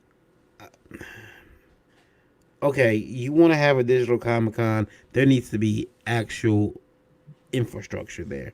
I'm talking about, my mother plays a lot of video slots on the computer. She used to go to the casino quite a bit. Doesn't like to go down that much anymore. Hasn't been able to, honestly, go down there that much anymore. And so we buy her the games now. They WMS Games, and I think there's another company. They make the games available for PC. They have in those games like digital lobbies where you can actually walk around a created lobby and go up to different slot machines. Now, if a convention were going to do something like that where I would actually buy my space and they would set me up a digital table where I can then people can walk through this virtual con, stop at my table, look at my book, hit a button to ring me up, see if I'm there. I'll answer on my phone. I'll talk to them. I'll say, hey, how's it going? Talk to them about my book. If they want a copy, they can hit a button. Because the convention is already tied in, maybe their credit card's on file. They bought the book. They bought a digital version of the book, or they bought a physical copy of the book, which I have to send out to them. Now, if the convention did something like that, and then they took a small percentage off of my money this I sold for the book, rather than charge me $375, I will be all in for that. But they won't do that yet. They won't do that for another 2 to 3 years. Yeah, because we're too far. Well, you could do it. I could get that up in about. You gave me the right people. I could have it up for you in 12 weeks. Yeah. Well, I mean, have it. But by then, cons are going to be back up. There's no virtual. There's people trying to do what me and you have been doing basically with a lot of this online promotion, are showing up there and they're making mistakes. I've had people reach out to me when they realize that I've been doing this, and I'm like, you're going to fail for these reasons unless you have a fan base. Do you have 100,000 people that are going to show up? Okay, 10,000 of those people are going to show up, and you're going to have to keep them entertained. Your live meter is going to go up and down. Mm-hmm. If you show someone like Varian, if they're not a fan of Varian, they're going to stop watching. Yep. If you show a fetish book, they're going to be like, oh, it's that type of show. You're going to miss certain people. Because here's the problem with an online con, and I'm going to explain it to you in 2 seconds. Variety. Not everyone's going to sit through something they don't want to see. Yeah. That's why they walk around. And if you're forcing someone to be on a stream, I don't even look at the numbers for what we're doing right now, because all this stuff we're talking about, it's not going to be dated. That's why I try not to talk about the corona on these panels. I don't do that because I know it's going to be dated at one point. I want to have them like what we're talking about with cons. I think we need to do a whole show.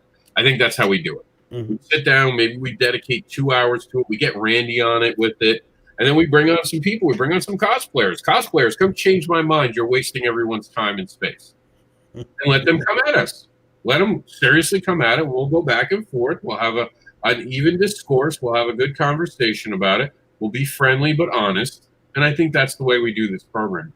Because I do think cons are a great marketing tool that are being damaged right now. And I think we should have that open conversation. And I think right now is the time to air grievances and do it respectfully. Well, yeah, you know? I mean, and tonight, I know we're going to talk a little bit about certain, things that have happened in this industry, but I think that we definitely have to. You have the Facebook up, Rob. I don't know if you know that. Do you have? You have the Facebook up. Yeah, no, I know. Oh, okay. I was just showing another damn. Oh, sorry. That popped up. I was going to ask you, how can they follow the show when you were done talking? I was going to type it up so they could actually Okay. for where it'll be. Yeah, they can. When you have people who are trying to do these online shows, you definitely have to make sure that you're getting an eclectic mix of different personalities and different people in there. And then that's when you run into something. You run into, oh my gosh, I don't want to be on the show because I don't like that guy's politics or that girl's politics or whoever, that person's politics. So you definitely run into that too. And that's going to be something that we're going to be facing. And also tonight, one of the things we're going to discuss too is, look, comic conventions, you're right, Rob, conventions might be back in 12 weeks. Conventions might be back in 12 weeks. That doesn't mean the fans are. And that's going to be the topic tonight on Indie Volt. Can they see it on Indie Volt? They will be able to. They can see it on there. You can look it up. You can check us out on Indie Volt. We're on Facebook, on YouTube, on Twitch. We have those 3 different networks you can find us on. There we go. Yeah. YouTube. Yeah. There's the YouTube. Our YouTube is this Indie Volt. It's like YouTube. As someone who's watched the show, you guys actually read the comments from YouTube more than you do Facebook. So if you guys want to be featured on the show and you actually want to ask a question, same thing with this. It's StreamYard. StreamYard just interacts better because, believe it or not, there's an issue with some users not being able to show the information because they haven't signed a clearance. Mm-hmm. But here it is. This is Indie Volt. You guys can come check it out. Tonight I'll be on. I'll definitely talk about it. I do want to switch gears though and get back on topic if you don't mind, Ryan. Sure. Because we have a question. What was the best era for comics and what was the worst? I now see that question is kind of weird because, as someone was born in '82. For me, the best era was probably the '90s Jim Lee stuff. That was for me. That was my my era. Where I started reading and everything was, great. So 90s, early to mid 90s stuff was great. Worst era is right now. It's getting really, really bad. I mean, some of the stories are generic. You leave space alone. Yeah, that type of stuff. I mean, you got creators who get mad. You got editors who are saying things that they should not be saying online. So, I mean, you fans are entitled. You think people who make these comics owe you something? No, I don't think they owe me anything. What they do, or what they're supposed to do, is look. You don't own these characters. You are a custodian of this lore. You are a custodian of these characters, and you're supposed to take damn good care of them, just like you would. I mean. Look, I'll be honest. I hate the new Thundercats thing. Mm-hmm. Here's what we're talking about, by the way: Safe Space and Snowflake. I don't know why I just did that. I hated the new Thundercats, and as a fan, when I'm asked my opinion, I will, like if someone says, "Oh, what do you think of this?" and I give my opinion, they go, "Oh, you're just hating." Why the fuck did you ask my opinion? Yeah. Like I'll put something on my Facebook. I think this is going to be trash. That's because I was a fan of it. I'm no longer a fan of it in this iteration. But go do your thing. But then don't come to me and ask me why, like the holy haters. This is the Toronto Sun. You're using Snowflake and Safe Space. What did you expect? Honestly, what did you expect? That would be like naming a character the N-word and going, why are people upset? I know this isn't going over well with anybody. From SJWs to whoever, this isn't going over well with anybody. A lot of people are really upset about this. This is the T word. You know that, right? Triggered. No, trolling. Yeah, They Oh. it is in a way. In a way, they're trolling, and they're trolling at two particular individuals. This was a trolling attempt against um Zach and Ethan, especially Zach. Now, I don't want to get into the politics behind it No. in this particular panel. You know what I mean? And Yeah. picking out names, so I don't want to get into the back and forth. And it has nothing against any side. This just isn't the time or place for it. But I will say that Varian's probably got a great point about that. But I just don't want to get too deep into it. It's just right. They could have made anything else. I love the New Warriors. Yeah. I'm a New Warriors fan. I was pissed off about what they did with them in Civil War, and I'm absolutely an actual character who was disabled who was in that comic book. Yeah. And this is what they fucking follow it up with. I am very upset about this as a fan, but I'm a fan. I don't own it, not mine. So I just don't like Spite comics. Yeah, that's what it is. Yeah, I don't like Spite comics. I think that's leave that to the petty people. You got a comment here. This is at the Pyramid Nights. Comic-Con should be just comics, con-related toys, comic-related toys, indie comics, but not fan art artists unless they have permission to draw them. I don't know. I'm not touching that. We're in a truce right now. I'll be honest. This is a bad time. I'm not talking about fan art. I've invited fan artists onto the show. I am not. Noticed before when you were saying things about it, I kept my mouth shut. I do not have a treaty with cosplayers right now, but I do with all artists. I've even given permission for Marcel to preach not be actively hunted on social media. I said, everyone, leave it alone. Right now, we got to come together. This is that moment where superheroes and supervillains come together. But notice they never invite the Defenders. That's basically who cosplayers are. They're the Defenders. They're not really welcome. Now, I do want to say, though, that there are things happening that are gonna to that Facebook user. I didn't see the name. Pyramid Nights, Gary Henderson. He's a cop, so be careful. Yeah. Okay. Yeah. Well, I don't happen to know where the illegal comments are coming from. No, but I will say this: there are things happening that you may be finding more Comic Cons like that in the very, very near future, if we can get out the house and do them. Yeah. And then we're going to talk tonight about whether or not people will show up. You can build it, but will they come? Yeah. I know that's a problem with women a lot. I've been told I need to bring myself down for dinner. So I will be doing that. I have to bid you adieu for now, you and your lovely fans. However, I will have you tonight. And we'll get into whoa. Yeah, the man that came in my mouth that I knew that I'm being had tonight, ladies and gentlemen. Yeah.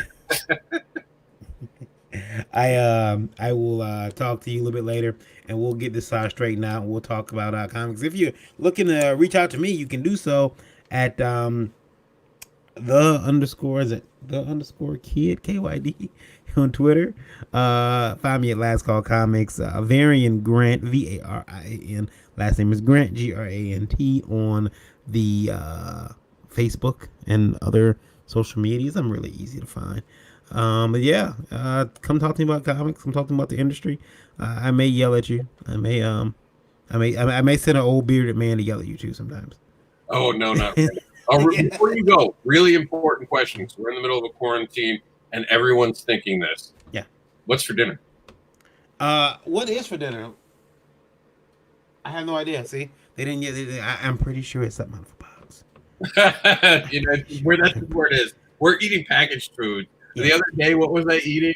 You guys were making fun of me because I was like, "What? This is just where we're at now." Yeah. Some weird thing.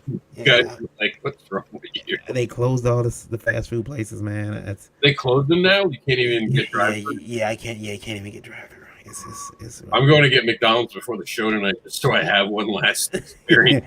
yeah. They closed them, and they said we may get like supermarkets only, basically supermarkets, pharmacies, liquor stores are still open because they sell essentials. I mean, they sell liquor, so yeah, you can't, especially where you're from.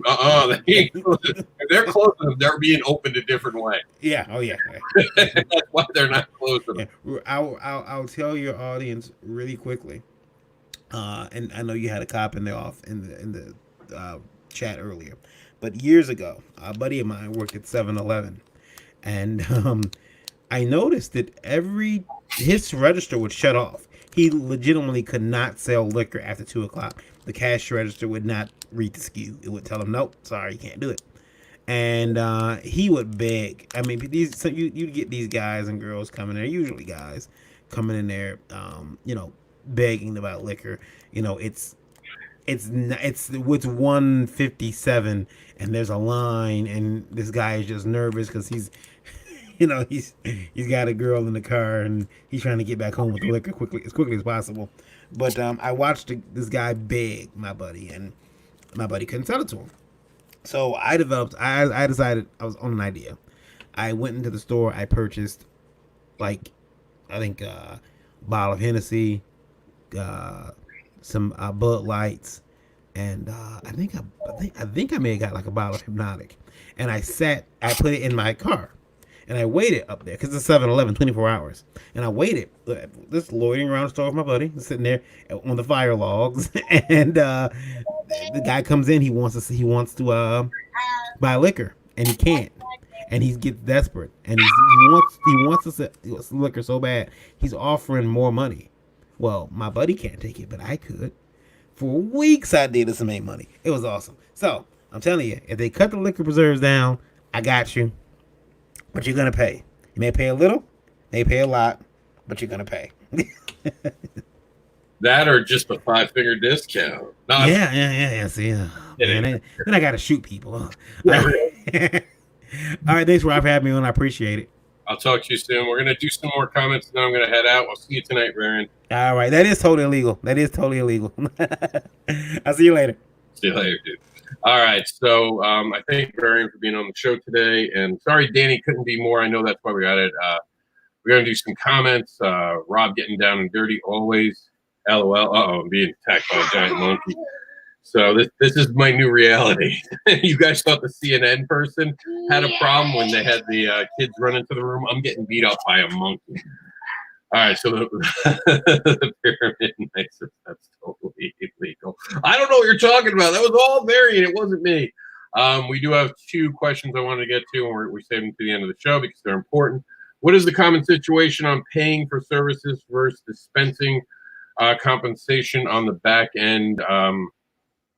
There's nothing common. It's a contract. You make a contract. It's not the social norm is a contract. You're talking work for hire versus percentage and flat rates. More artists, believe it or not, want a work for hire. I like to barter services. I'm going to work with an artist to write his story. I'm working with another one, possibly as a story editor. And I'm getting robbed now by a kid with a gun. This kid is crazy. So what are the flat rate payouts on the percentage? Again, that's a contract thing. You're going to have to negotiate a contract and figure out what works for you guys. And whatever works for you is what you do in the contract. So that's what you wind up doing. And you wind up picking what works best for you, your budget. Personally, I would rather someone be invested in the actual I would want them to be invested in. I'm getting shot now by a big Nerf gun. Look at the gun he brings. Look at the gun he brings to beat me up. Yeah, I would rather negotiate with them, see where their head's at, and then do what's best for the project and the property. And usually having someone invested works out so you can make some more money because they're going to be a lot more invested in you by doing that. So that's my suggestion with it, but that's all going to be contracts. I don't think there's a social norm as much as there is what people want to make from something or not. And that's where we're at. I'm going to give Jax my phone so he goes play for a minute. Hey, baby. Oh, I'll take the gun. You go with your bad self. So that's the answer, Dan. I know it's not a simple one. If you want, we could do a whole program on this. If you want us to do that, I will do that next week, Dan. You just reach out and ask me to do an actual program about how to word a contract from a non-legal standpoint, but from a creator's standpoint, how creators have dealt with it. We're not going to give legal advice. We're only going to talk about what we've done. And we'll go from there, Dan. That's a great question. Thank you for asking that one. That was really good. William says, what are 5 no-cost ways to boost your branding awareness for small publishers with a modest budget? First, live videos. What I'm doing right now, do a live video. 2, being invited on a guest for someone else's show. That's free. Check out podcasts. Check out all different types of people doing the video shows, all that. Number 3, interacting with people. That is so, like right now, we're having that ability to interact with people in person taken away from us. That's a huge thing. Don't let that happen. So interact, join Facebook groups, do all the things you can in Facebook and all that. I'm getting killed here, literally. Thank God he doesn't have the belt. Okay, Jack. Say hi to everyone. Hey. Now go play on your phone. I'll be with you in 2 minutes. 2 minutes. So, so that's for number 3. You want to interact. Number 4. Here's a great way to get noticed and to get free advertising. So now, I'll be right with you. I promise. You want to come sit on my lap and end the show with me? Come here. Come here. You can sit on my lap. Oh, say hi to everybody. Hey. So number 4. You want to be able to get your stuff out there. Business cards are costly. A digital one is not. Build yourself a digital business card. You'd be amazed how a digital business card can actually get people interested in you. And our 5th free way to, or no cost, which is free basically, to get yourself to boost your brand awareness. Again, it's just sharing your stuff. As you're making a comic book, share pages for it. Unlettered, but share the pages. Share them on all social media platforms. Take advantage of it. Put it on Twitter. Put it on Instagram. While I'm running a campaign or I'm building awareness about a project, I put that on Instagram. That's what I use Instagram for. That's a free way to get free advertising. And again, people will share it. So other things that you can do will cost money. There are a couple more free ones that I probably could come up with. If you want us to do more than 5, send us a message. And maybe we'll do a top 10 and we'll do it on social media because there's a free way. And don't be afraid to ask these questions actually on your, don't be afraid to ask these questions on your Facebook pages and interact with your fan base or your fellow creators. You want someone to talk, you just ask them their opinion. Jax, what's your opinion of this? See, he's already wanting to talk. Obviously, my son wants my attention right now. He wants me to interact and tickle him and play around with him. So I'm going to spend some time with my son. I'm going to talk to you all later. We'll be on Varying Show and Indie World tonight. Thank you for tuning in. I think this is a pretty good show. If you have follow-up questions, we can do a 201. Base it on what you saw today. Ask a follow-up question, and we'll go there. We set a good precedent. I'm doing some 201s, which, of course, is beyond the 101. We're going to Kickstarter 201 this week because 101s have been done to death. We want to get more advanced. We want to get deeper into it. We don't want to tell you the basics. We want to get into crowdfunding on the next level. That's what we're going to do this week. Thank you for being part of the program today. I got to go get beat up. So I'll talk to you guys later. This has been a broadcast of the Indie Advocates Network and part of the ON-Conn, or an ON-Conn production, to be honest with you. Make sure to subscribe to indieadvocates.com and make sure to subscribe to the YouTube channel. Remember, when you put when you're in YouTube channel, when you do the YouTube channel, we actually get your information a lot easier. So thanks for tuning in. I got to go get beat up and killed. I'll see you all tomorrow, 4 p.m. or tonight on Indie Vault. Tomorrow at 1 p.m. is ICR. For those watching this 6 months from now, you're like, what is he talking about? Just go look at our video channel. At the next video is uploaded to this actual YouTube channel. I'll see you guys later.